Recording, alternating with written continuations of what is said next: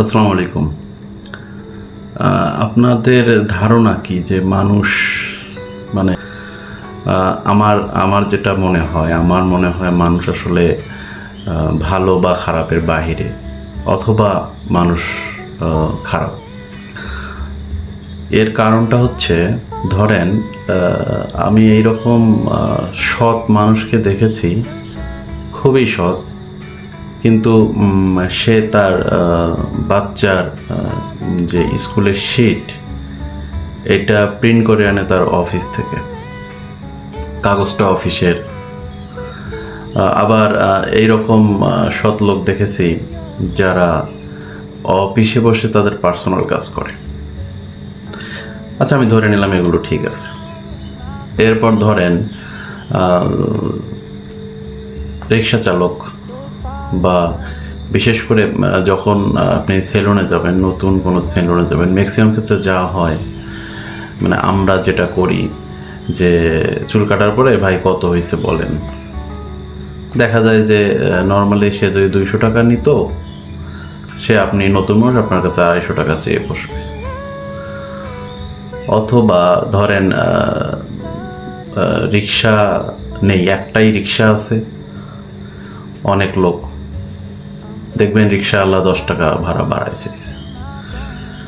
তো এগুলো কিন্তু ওনারা করে, অথচ মানে তারা আবার এই গল্পগুলো করে যারা সরকারি চাকরি করে, তারা ব্যাপক দুর্নীতি করে, তারা অন্যায় করে। তারপরে ধরেন বিষয়টা কেমন যে হচ্ছে ডাক্তার অযথা টেস্ট দেয়, ডাক্তারদের আমরা কসাই বলি, আমরা কিন্তু আবার ফলের উপরে ফরমালিন দেই, সেটা খেয়ে আবার আমরা অসুস্থ হই। মানে আলটিমেটলি বিষয়টা কেমন যে মানে সুযোগ নাই বলেই আমি আসলে সৎ, বিষয়টা এইরকম।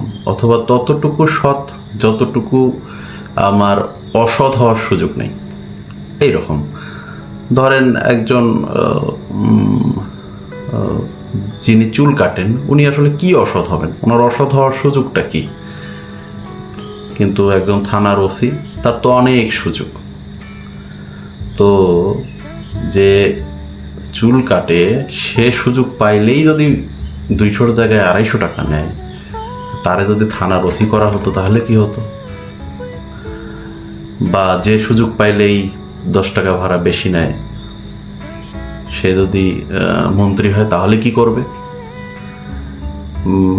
ব্যাপারগুলো কেমন, তাই না? মানে নিজের বেলায় কেমন যেন ঠিক আছে, মানে আমি যা করি আমারটা ঠিক, অন্য কেউ করলে সেটা ঠিক নাই, বা সেটা ঠিক হচ্ছে না।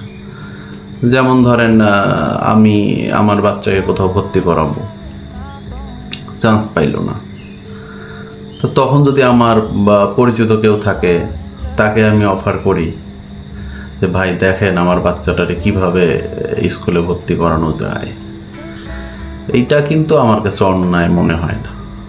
আবার এই কাজটাই যদি যারা ক্ষমতায় আছে তারা যদি করে, এটা ভীষণ অন্যায় মনে হয়। মানে মোট কথা কিন্তু আসলে আমরা কেউই সেই রকম ভালো মানুষ না,